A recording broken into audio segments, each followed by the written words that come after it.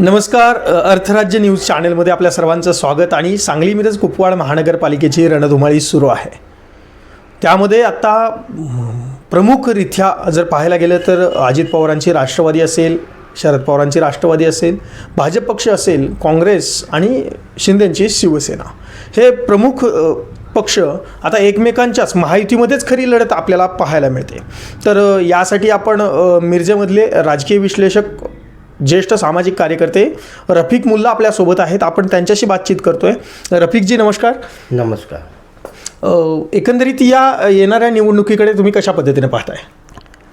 ह्या होऊ घातलेल्या महापालिकेच्या निवडणुकीच्या निमित्ताने आपण अनुभवलेल्या आहेत, या अनियमित घटना आपण पाहिलेल्या आहेत.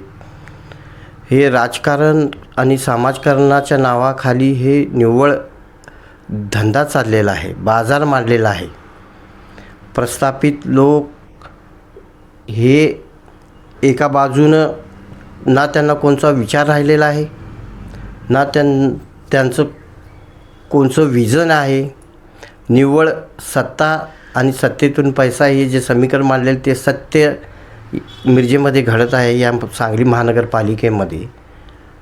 आणि ह्याने निव्वळ सोयीचं राजकारण, ह्यांच्यापुढं ना महापालिकेचे प्रश्न, विकासाचा प्रश्न हा मुद्दा नाही.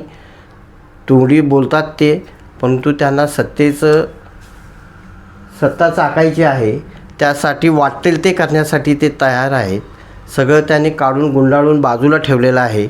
ना त्यांना पक्षाचं कुठलं धोरण आहे, ना कुठल्या विचाराशी ते संलग्न आहेत.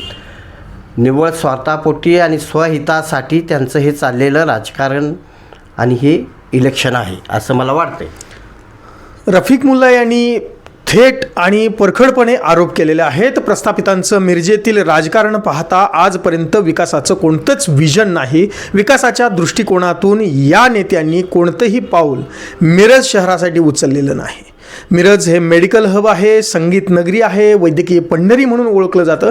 परंतु या दृष्टिकोनातून मिरजेला डेव्हलप करण्यासाठी विकासाचं कोणतंच विजन घेऊन हे नेते उतरलेले नाहीत. रोखठोकपणे मांडलेले या रफिक मुल्लांच्या भूमिकेमुळे मिरज शहरामध्ये एक वेगळ्या पद्धतीनं जनतेत वेगळा मेसेज जाईल. आणि याच्यासोबतच आपण राजकीय विश्लेषकांची, सामाजिक कार्यकर्त्यांची आणि जाणकार मंडळींचं मत वेळोवेळी जाणणारच आहोत.